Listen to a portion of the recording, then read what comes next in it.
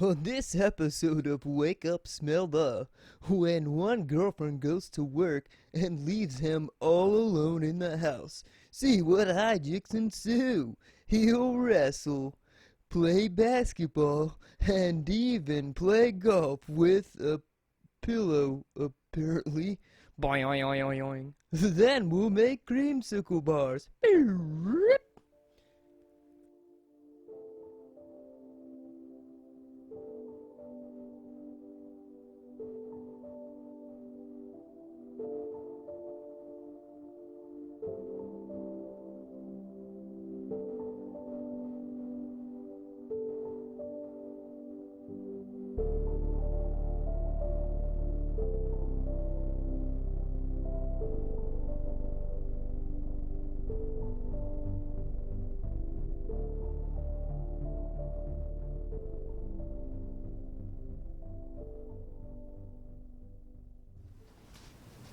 So, let's go over our ingredients for our recipe, what they're used for, and then our MOP, or method of preparation.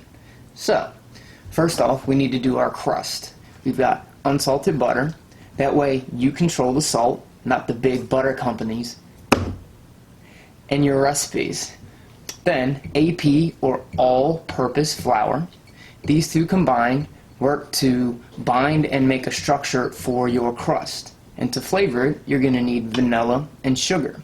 Now, vanilla is a great flavor, but it tastes terrible. If you're ever a kid and you remember smelling it and going, ooh, this probably tastes pretty good, take a quick nip and realize it is quite not sweet at all. We need to sweeten it with sugar. So almost every recipe you find with vanilla in it's going to have a sweetener of some kind, usually your sugar. That's your crust.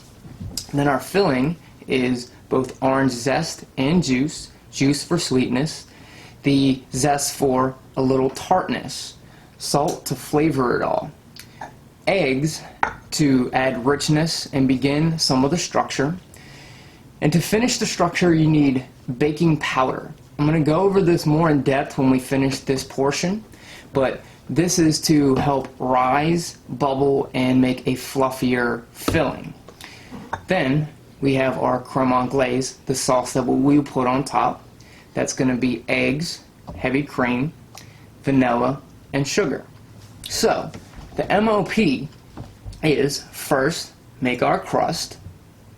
That goes into the oven for 15 to 20 minutes. So you have plenty of time to make both the filling and the sauce, or at least prep them out. So when the crust comes out after 20 minutes, you will do this portion for the filling. That takes another 20 minutes in the oven, and while that's happening, you'll be doing your creme anglaise, or the sauce on top. The beauty of this recipe is that you'll be sharing these three ingredients, the eggs, the vanilla, and the sugar, for the anglaise and the filling. So time management is much easier when you can do things like that. So through the magic of my video, it'll look like one thing, but I will be measuring out all the eggs at once, but showing it to you in a more edited way so that you can structurally see the sauce and the filling. But remember, if you've already got your eggs out for one thing, do it for all of the things. Measure out your vanilla for all the things. Measure out your sugar for all the things. That way, when it comes down to it, you're cutting down on so much time by doing it to one and doing it to all. Hi, I'm a guy on TV who moves his arm around a lot and he talks really loud. So, what's that? You have a recipe that has an acidic ingredient and some moisture like buttermilk or some yogurt? Well, I got the ingredient for you. Baking soda. Baking soda reacts immediately with the acidic quality and the moisture of your recipe. That recipe will pop up immediately and you need to put it into the oven or it will fall flat. What's that? You don't have any baking soda? Who cares? You got baking powder. Baking powder is the same thing as baking soda, except it has cream of tartar, which is an acidic value already, and cornstarch. That way, you don't need a buttermilk or honey or whatever those things I said before. Now it comes in two ingredients. What's that? You got a date coming tonight? We got single-acting baking powder. Single-acting baking powder pretty much doesn't need an acidic value like buttermilk or honey or one of those things I said before, but it immediately pops up. So all you need is some moisture and you're done. Oh, you need more time with your day? Don't worry, we got double acting baking powder. Double acting baking powder goes once, but once you put it in the oven and it hits that temperature up, then it pops one more time, giving you more time with your day. So, fun fact, you could basically make your own baking powder if you had baking soda, cream of tartar, and probably some cornstarch just to help it all out. And that way you wouldn't need a vinegar or a lemon juice or buttermilk or something like that. So, this is our softened butter, our flour, the sugar, and the vanilla. Remember the sugar and vanilla we need to make the vanilla taste like vanilla and not bitter grossness. I started out with a spatula to get it mixed out the gate, and then after I washed my hands, I made a nice ball of dough.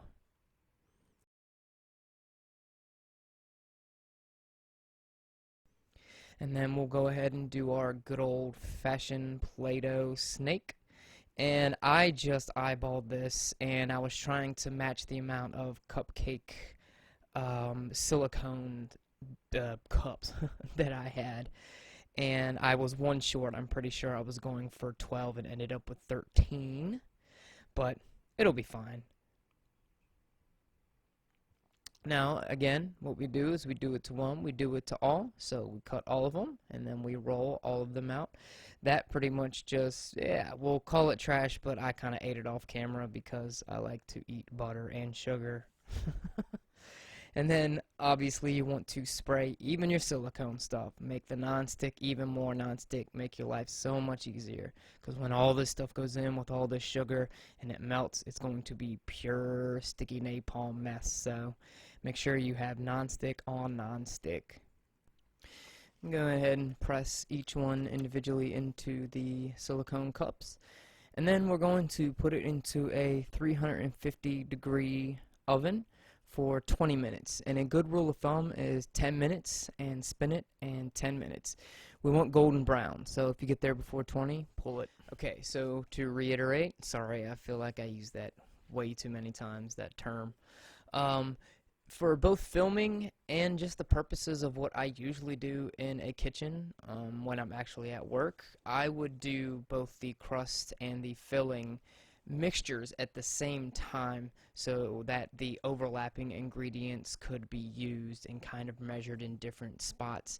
But at the leisure of your own home, what I would suggest is you make the crust, you put it in, and then that gives you 20 minutes to get all of this together, and you can wipe down your counter and get it nice and clean for this part, because always remember to clean as you go so it's not that nastiness at the end of the recipe. So we've done the egg, the salt, the sugar, the baking powder, and then we're going to use our handy dandy microplane. And what we're looking for here is just the outer layer of orange. If you get to that white part too much, I think it's the pith is what they call it, it is very bitter. So I don't need very much, so just a light scraping of the outside. And make sure even the outside of your orange looks, not to be stupid, but orange, because if you get one that's a little pale, that'll be even more bitter than you. Okay, and now we do the pinch grip, and I'll let the knife do the work. We're going to do it the width-wise, so you have a top and a bottom. I got this little cutie pie right here. It's a yogurt container we get, and I like to save them a lot because it's great for things like this, where I just need to squeeze one orange. It also makes me look like classy when I do this too. So I have an adorable little strainer as well, so we just squeeze the fresh juice into it. And then again, I have an adorable little mixing I guess cup, you would say. So that's actually another one of the set that I own and recommend highly. The OXO 4-set like measuring cups that they make. It's awesome. I love that thing. This thing will measure out like tablespoons for you, so it's great. and that goes into the mixture. So what I want you to try is when you whisk, don't do it with a full fist like handle grip right there. What I want you to do is flip it and kind of hold it like you would a pen or a pencil. That way you're getting much more flick motion and you don't have to use your whole arm. It also makes you look a lot more fancy, and we're always trying to look a lot more fancy, as I absolutely splash half of that onto the cutting board. But in all seriousness, what you're trying to do is get a whipping motion, not so much of a stirring, but a whip, whip, whip motion. So you want some movement, you want some air in there, and you want that stuff to move around a lot and get nice and aerated.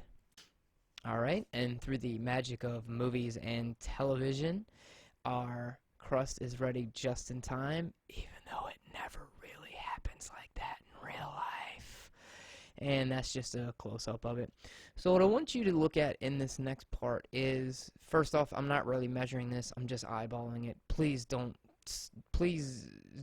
get too caught up in trying to make everything perfect. Just eyeball it, you'll probably get it close enough.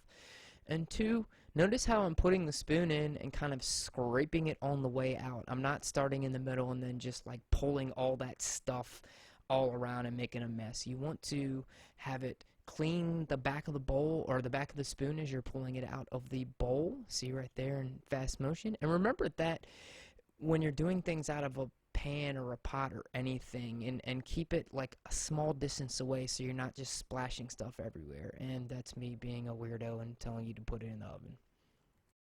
This time 350, but 20 to 25 minutes until it sets. It'll get kind of bubbly, but will set eventually after you pull it out of the oven and cool. So in this recipe we're going to need to separate an egg yolk out from the egg white. So I wanted to show you two simple ways to do that. I like to call this one the grandma way, because I'm sure all of our grandmas did this. And it's just opening the shell and shifting it back and forth until you separate the yolk from the egg white.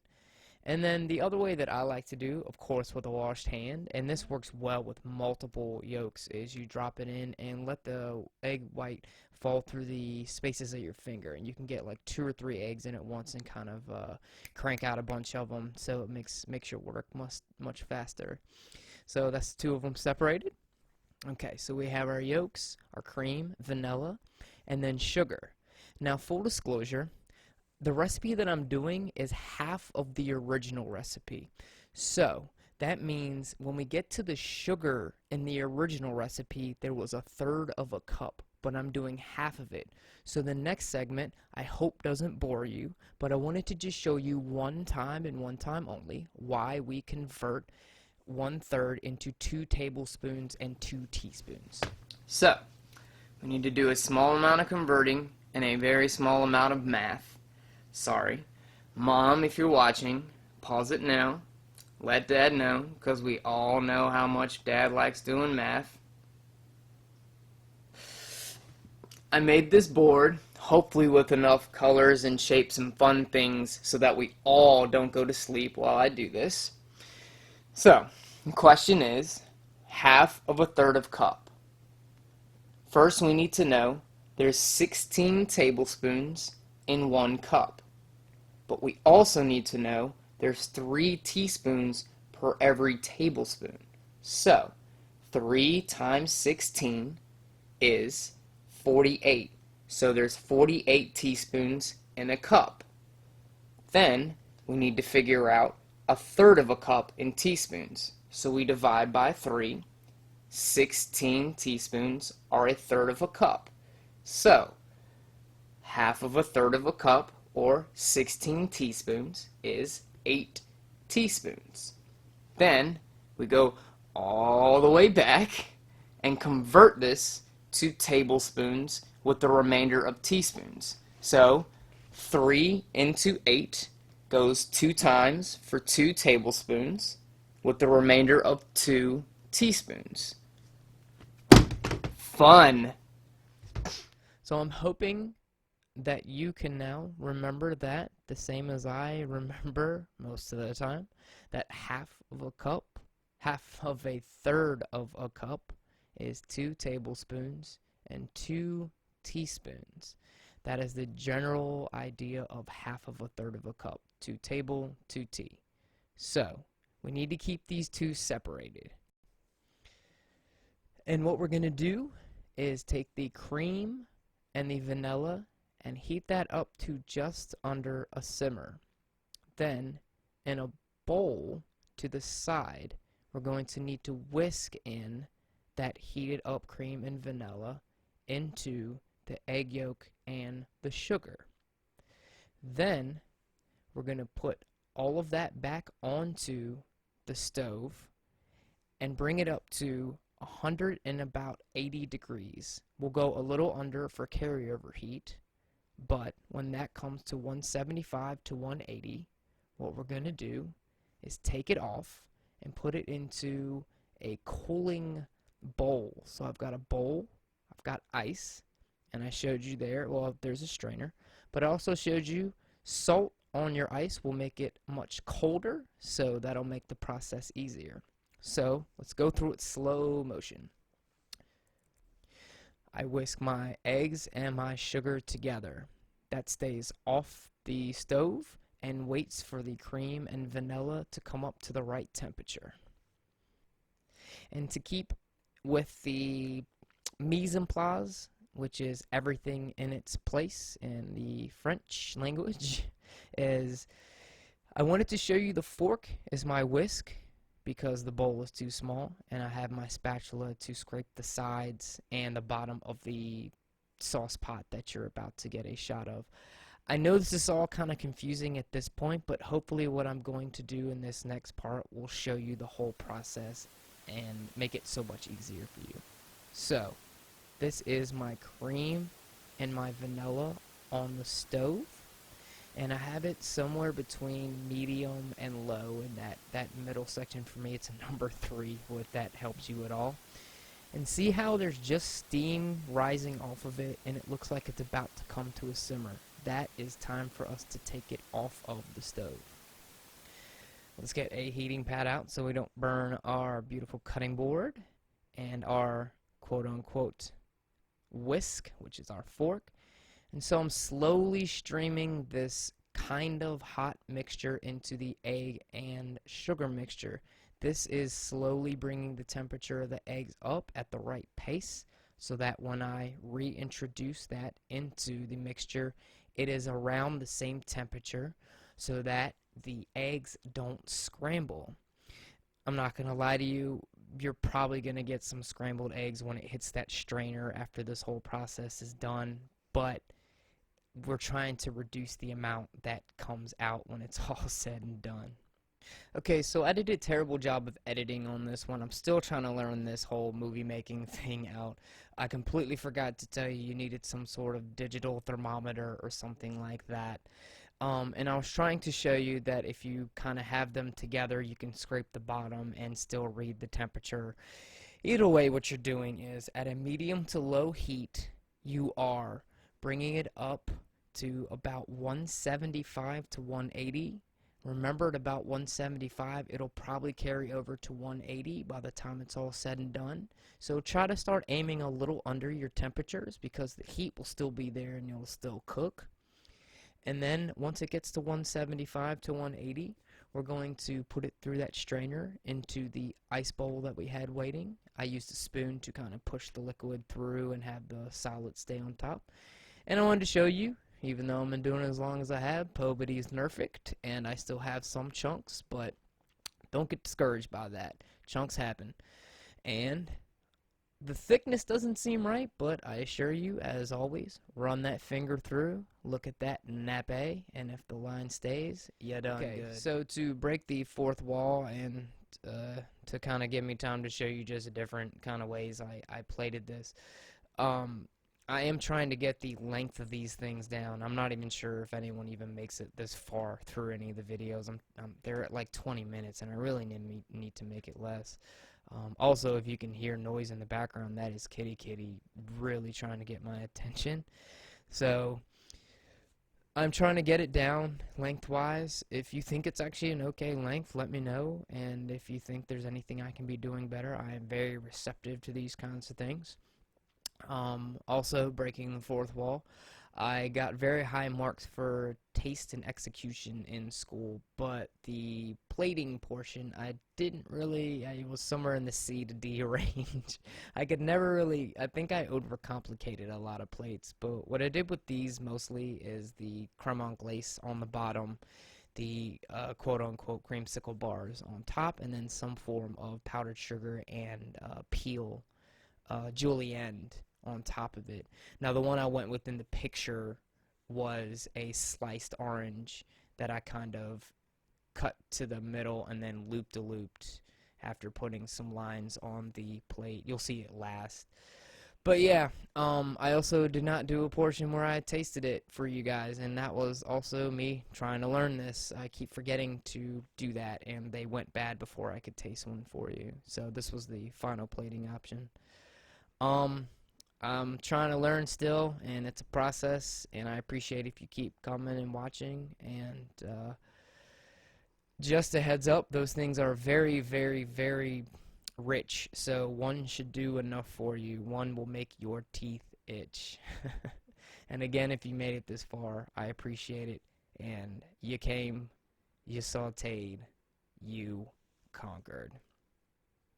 With the unsalted butter, remember unsalted so you can